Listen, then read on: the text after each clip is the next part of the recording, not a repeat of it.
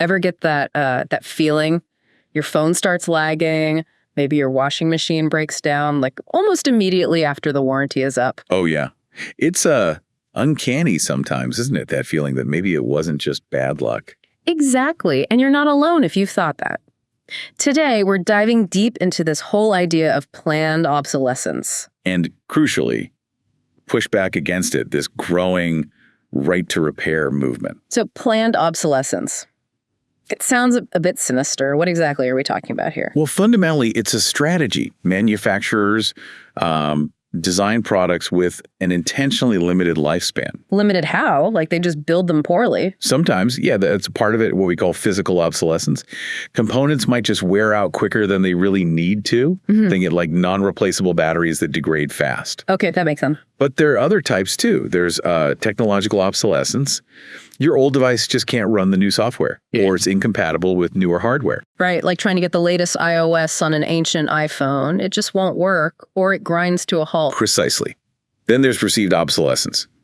This one's more about marketing and style. Making you feel like your perfectly good phone is suddenly old news because the new one looks slightly different. Exactly. It's about creating that desire for the newer, shinier thing, even if functionally yours is fine. Okay. And finally, there's systemic obsolescence. This is where the ecosystem around the product stops supporting it.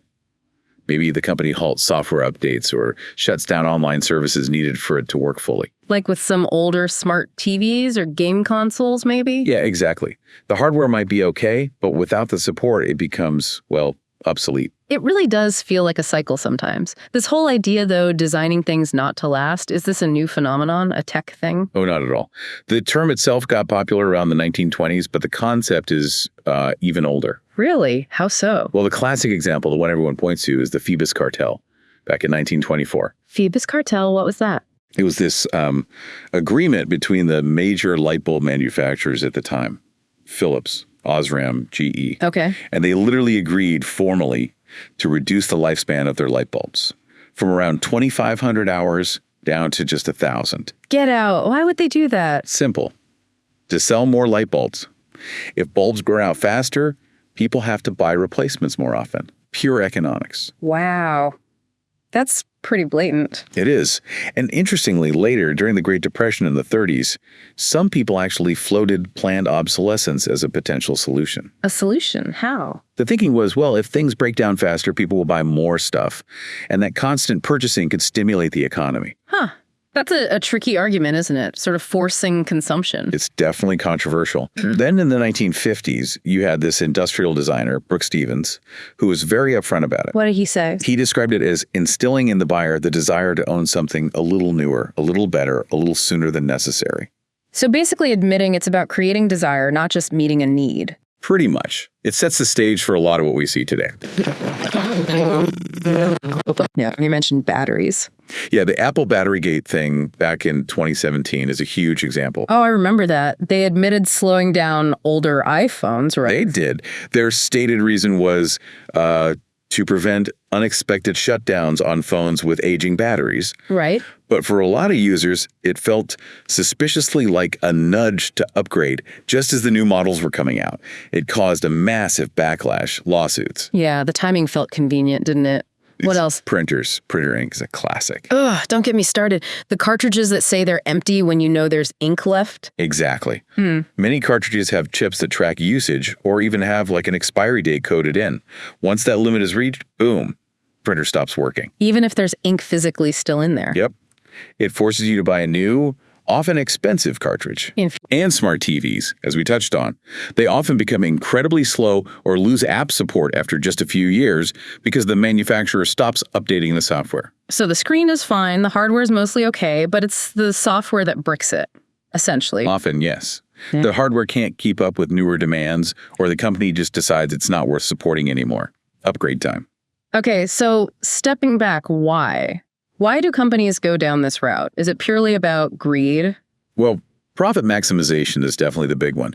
Shorter replacement cycles mean more sales, more revenue. It's baked into many business models. Makes sense from their perspective, I guess. And to be fair, technology does advance rapidly. Sometimes older products genuinely become less capable compared to new innovations. True. There's real progress happening, too. Absolutely. And then there's the whole consumer culture aspect. Marketing plays a huge role in making us want the latest thing. That perceived obsolescence again. Right. Plus, sometimes manufacturers might argue that building things to last forever would be prohibitively expensive or complicate their supply chains. So a mix of profit motive, actual tech progress, marketing push, and maybe some manufacturing practicalities. That's a pretty good summary, yeah.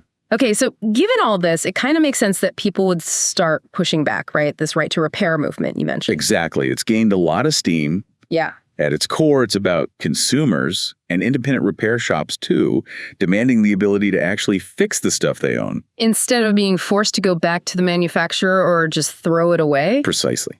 The idea is you bought it, you should have the right to repair it yourself or take it to a local technician you trust. So what are the main things they're asking for? What needs to change? Key demands usually include access to repair manuals, the instructions on how to actually fix things. Which are often kept secret, right? Very often, yeah. Or only given to authorized repair centers. Yeah. They also want access to genuine spare parts at fair prices. Ah, because sometimes the official repair costs almost as much as a new device. That's a common complaint. And they're pushing for diagnostic tools and software needed for repairs to be available more widely. Basically, breaking the manufacturer's monopoly on fixing their own products. Makes sense. It's about having options, really. Has this movement actually led to any, legal changes? Yes, definitely. There's been significant progress, especially recently. Where? Europe is a big one. The EU brought in right to repair rules in 2021, initially focused on household appliances like fridges, washing machines, TVs. What did those rules say? They mandate that manufacturers have to make spare parts available for typically 7 to 10 years after a product is discontinued. And repair information has to be accessible to professional repairers. That sounds like a pretty big step. What about here in the U.S.? It's more of a patchwork, state by state. Massachusetts has been a leader, passing laws covering vehicles and, more recently, electronics. Other states are debating similar bills. It's definitely a hot topic. And globally. Any other examples? India is another place looking into it. Their Bureau of Indian Standards is working on a framework to push for more repair-friendly design and access to parts for gadgets. So it feels like there's a real trend building. What are the big upsides if this becomes more widespread? The potential benefits are huge, really. First off, the environment. Think about the mountains of e-waste we generate. Yeah, it's staggering. If we can repair things and keep them in use longer, that could drastically reduce waste and the resources needed to make new stuff. It's a big sustainability win. Okay, that's major. What else? Consumer rights and empowerment. You get more control over the things you own. Plus, it can save people. Money repairs are often cheaper than replacements, and it could boost local economies by supporting independent repair shops. So environmental benefits, consumer savings, more control, local jobs. Sounds pretty good. Yeah. But the manufacturers must have pushback, right?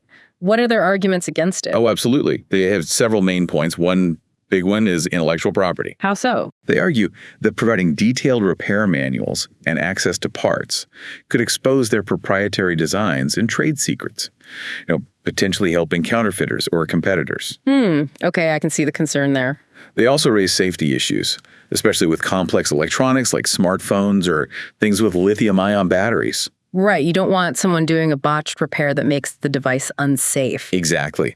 They argue that only authorized technicians have the proper training and tools to do repairs safely and correctly. Fair point. Any other arguments? Yeah, the economic one. Some companies argue that widespread repairability could hurt their business model. If people repair things instead of upgrading, it could slow down sales, potentially impact revenue, and maybe even stifle innovation because there's less funding for R&D. So it really comes down to this tension, doesn't it? Corporate profits and control versus consumer rights, affordability, and environmental concerns. That's the core conflict, yeah. And it's probably only going to get more intense as technology becomes even more central to everything we do. So looking ahead, where do you see this going? Will we all be fixing our own toasters soon? Maybe not everyone fixing their own toaster, but I think the demand for repairability will keep growing. Consumers are getting more aware and, frankly, more frustrated. Yeah. We might see manufacturers respond proactively, perhaps more modular designs.